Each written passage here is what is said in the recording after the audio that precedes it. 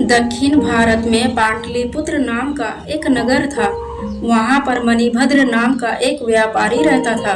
मणिभद्र लोगों में प्यार बांटने और धार्मिक कार्यों के लिए बहुत सी राशि अनुदान के रूप में दान दिया करता था, परंतु अधिक धार्मिक होने के कारण उसने इतना अधिक दान पुण्य किया कि वह निर्धन हो गया। इसका परिणाम यह हुआ कि हर जगह लोग उसका अपमान करने लगे और उसकी हंसी उड़ाने लगे। वह बहुत व्यथित हो गया। एक रात जब वह बिस्तर पर सो रहा था तो उसने सोचा, इस बेकार की जिंदगी में क्या लाभ, मैं भूखा रहकर मृत्यु को प्राप्त कर लूंगा। उसके पश्चात वह सो गया। उसने सपने में देखा कि एक भिक्षु ने उसके पास आकर कहा, व्यापारी चिंता मत करो, मैं पद्म निधि हूँ जो तेरे पूर्वजों द्वारा संचित किए गए धन के रूप में हूँ। कल सुबह तुम्हारे घर आऊंगा, उस समय तुम मेरे सिर पर लाठी मारना, तब मैं उस चोट से सोने का बन जाऊंगा, तुम्हें काफी सोना मिल जाएगा। अगले दिन सुबह जब व्यापारी उठा तो उसने सोचा, पता नहीं वह सपना सच होगा या नहीं। इसी बीच व्यापारी की पत्नी ने नाई को पाँव के नाखून काटने के लिए बुलाया। नाई के आते ही भिक्षु का चेहरा उसके सामने आ गया। मणिभद्र ने जैसे ही उसे देखा, उसने तुरंत ही उसके सिर पर लाठी से वार कर दिया। भिक्षु जमीन पर गिर गया और सोने में परिवर्तित हो गया। व्यापारी ने वह सोना उठाया और जल्दी से उसे घर में किसी सुरक्षित स्थान पर छिपा दिया। व्यापारी ने प्रसन्न होकर नाई को कुछ धन और कपड़े देकर कहा, जो कुछ तुमने यहाँ पर देखा है वह किसी से कभी मत कहना।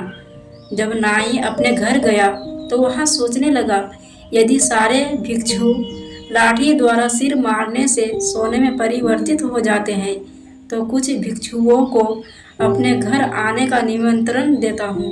अगली सुबह वह उठा और भिक्षुओं के मठ में गया। वह मठ के प्रधान के पास गया और प्रणाम करके विनम्रता से बोला, भगवान, मैं आपको प्रणाम करता हूँ। उसके बदले में भिक्षु ने उसे आशीर्वाद दिया।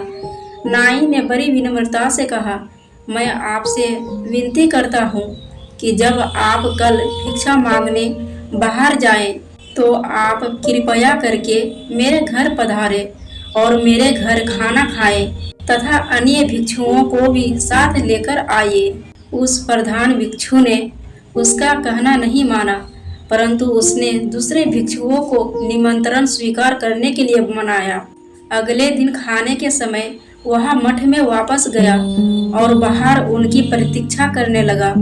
जब भिक्षु बाहर आए तो उसने प्रार्थना की, वह उनके साथ घर चले और पूजा करे।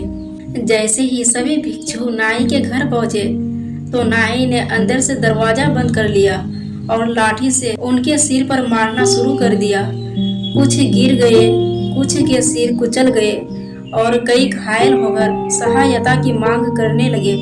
जब नगर के रक्षकों ने कराहने की आवाज सुनी तो उसने अपने व्यक्तियों को आदेश दिया कि जाओ और पता लगाओ कि यहाँ शोर क्यों हो रहा है। जब सच्चाई सामने आई तो नाई को पकड़कर अदालत ले जाया गया। न्यायाधीश ने नाई से कहा, तुमने यह अपराध क्यों किया? उसने जो कुछ मणिभद्र के घर देखा था वह सबको बताया। इसके बाद न्यायाधीश ने व्यापारी को आने का आदेश देकर कहा, क्या तुमने किसी भिक्षु को मारा है? तब व्यापारी ने विस्तार पूर्वक अपने स्वप्न की बात बता दी। तब न्यायाधीश ने कहा, इस नाई को देखो जिसने व्यापारी की अंधी नकल करके मृत्यु प्राप्त की। नाई को फांसी की सजा दी गई। फिर न्यायाधीश ने कहा, किसी भी व्यक्ति को नाई के उदाहरण पर नहीं चलना चाहिए। अच्छी तरह देखकर, सुनकर और समझकर फिर किसी कार्य को करना चाहिए। जो बिना सोचे समझे किसी काम को करता है उसे बाद में पछताना पड़ता है।